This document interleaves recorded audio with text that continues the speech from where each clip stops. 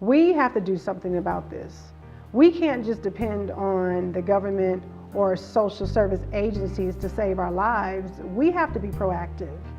The community at large has to come together and creatively design ways that we can educate the masses of our people. Fayes Story is a creative way of educating. I mean, people like being entertained, so if that's the case, I say then let them be enlightened in the process. Let them be educated in the process, and then finally, let them be transformed in the process of being entertained.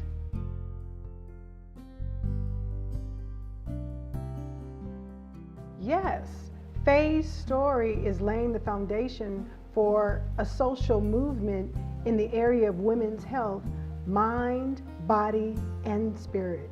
It promotes a healthy love for self within the woman, regardless of her status. Why is this important? Because the HIV epidemic is affecting each and every one of us, and it's not going to just magically go away. It's not going to just disappear. We have to take action around it.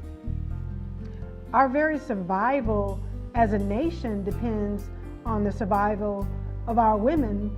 So yes, emphatically yes, I say there has to be a social movement in relation to the spread and prevention of HIV in our communities around the globe.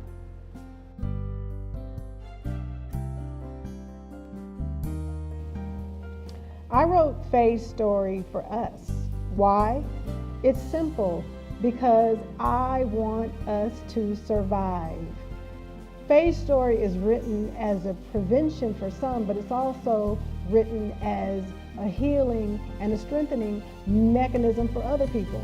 For the woman who might not be affected by the virus, it acts as a reminder saying to her, whatever I do in this moment, the choice that I make not only has an effect on me, but the future of our nation.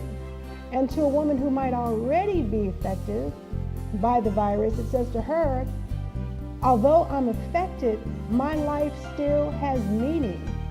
I can still be of service. I can still be strong until the day I take my very last breath.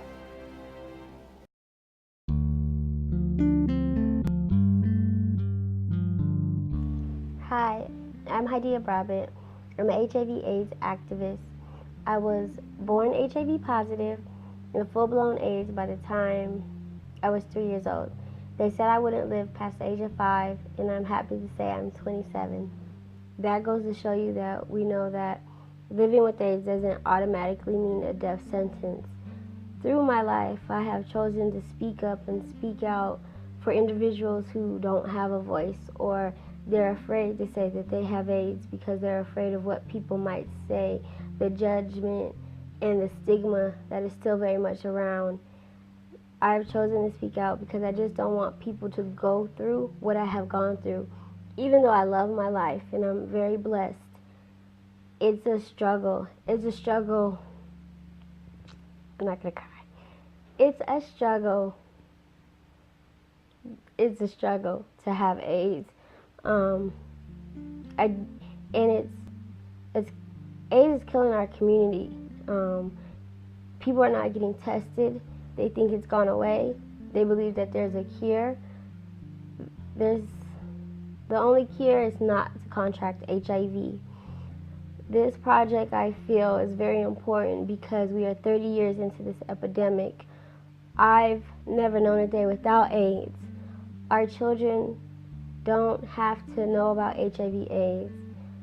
And this project is different.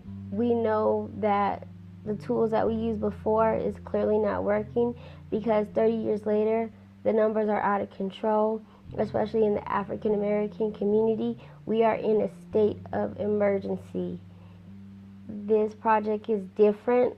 I believe that we have to go outside of the box to make an impact.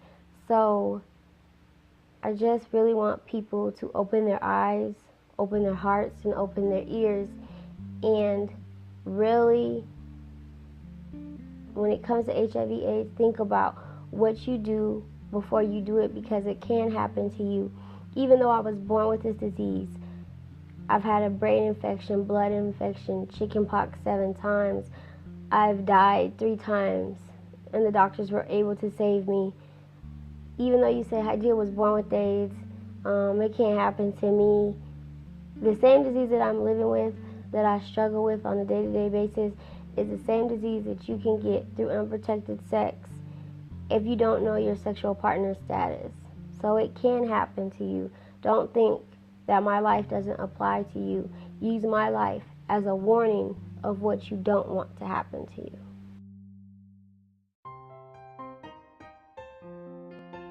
Fayes Story is an edutainment piece for us, by us, and we need your help in getting it on the screen. Your donations will make it possible for this film to be shown in schools and churches and libraries, wherever people congregate. That's where we want to show the film. And after doing that, we want to test people right there on site, and we also want to have conversations that trickle further into the community based on what they saw on the screen. Please donate, donate, donate. It's being directed by Adimu of 395 Films. We're going to shoot it in the San Francisco Bay Area, where a lot of us were born and raised. A lot of friends, family, and loved ones in on the project. We are not depending on any government grants or scholarships or anything like that to make this project happen. We're doing it ourselves. So if you're seeing this video, if you would be so kind as to forward it on to any and everyone and encourage them to donate as well, then that would be great. Thank you in advance for all of your help, all of your donations, and we look forward to bringing this to a city near you very, very soon. Thank you.